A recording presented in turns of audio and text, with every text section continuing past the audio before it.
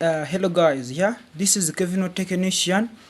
Nkuko munkurikirana kuri YouTube channel ibagezaho utuntu tw'ubwenge. Ubushakashatsi bwavumbuye ko ino telefone iyo irimo simukadi ya MTN imwe yonyine idakora, ngira ngo murabireba.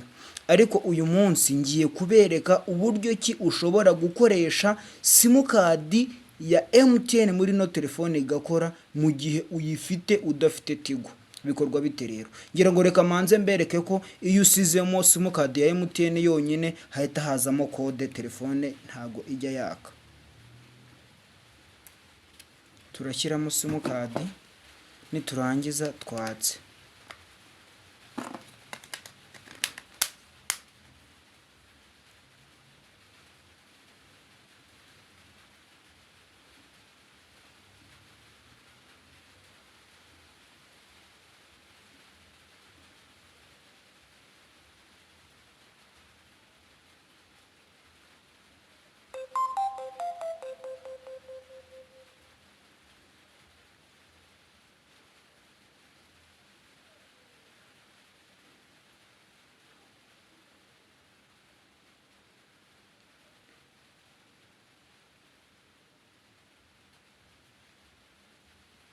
Murabona icyaka hahita hazamo code ikubwira yuko simukadi network ziri locked, ngo enter sim lock code. Nukuvuga ngo nyine nta kintu wayikoresha ubaye udafite Airtel, kuko MTN gusa ntago yakora muri tuno telefone twa Airtel. Ariko uyu munsi ibanga naje kurivumbura, nasanze ubaye udafite simukadi ya Airtel ushobora gukoresha MTN yonyine bigakunda. Urugero, nta simukadi ya Airtel mfite, ariko nashaka gukoresha simukadi ya MTN nkayikoresha muri kano ka telefone ka Airtel, imagine. Ibyo bintu rero birakorwa bite rero?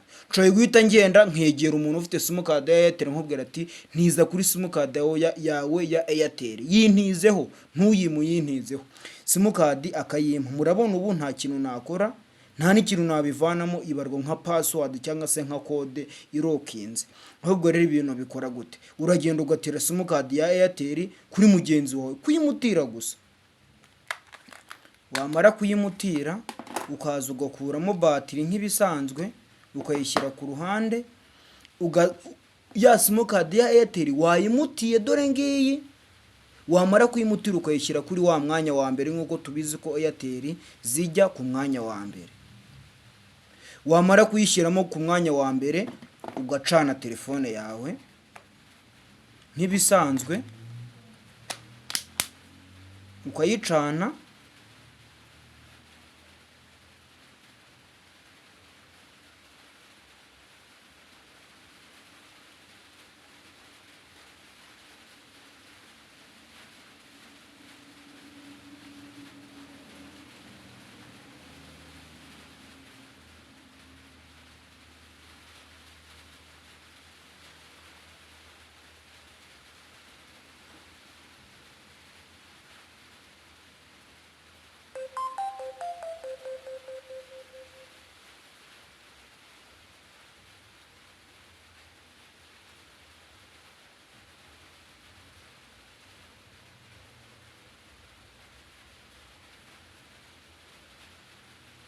Telefone kaka, murabona ko muri make yatse nta code irimo.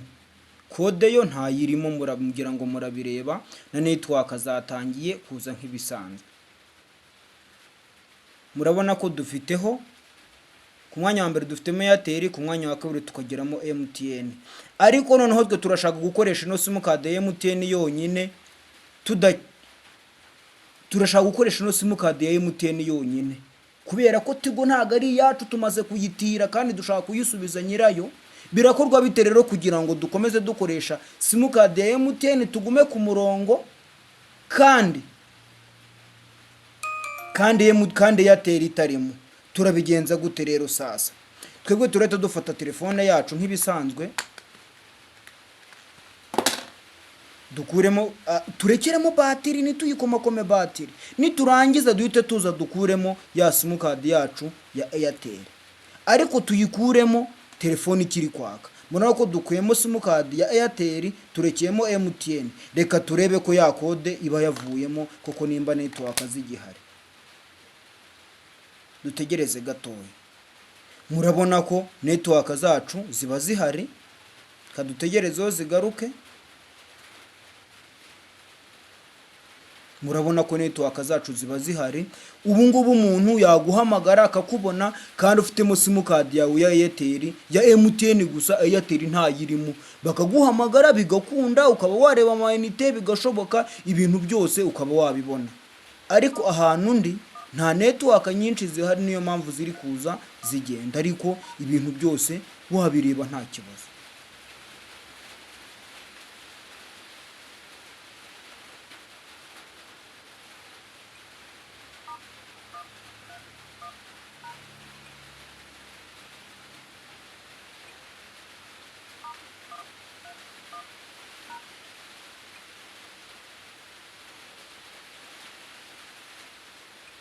Ahantu ndi nta network nyinshi zihari, ariko ibi nabigerageje kenshi, nayikoresheje kenshi harimo simukadi imwe ya MTN kandi birakunda. So guys, rero iyi video ndabizi neza iragufasha kandi n'ubwenge buba bwashakashatswe, ntago ari ibintu by'ibipapirano, ni ibintu bikora 100%. So guys, this is Kevin Technician. Mwa mukomeje gukurikirana